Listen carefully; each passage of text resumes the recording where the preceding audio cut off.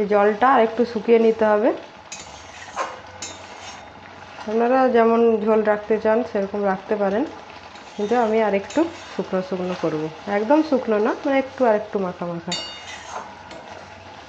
কারণ এই গ্রেভিটাও খেতে দারুণই টেস্ট হয়।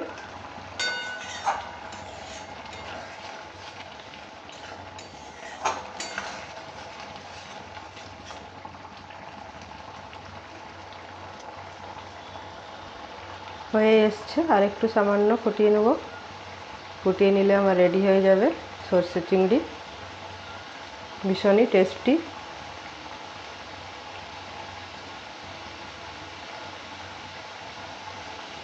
এইভাবে একবার অবশ্যই ট্রাই করবেন।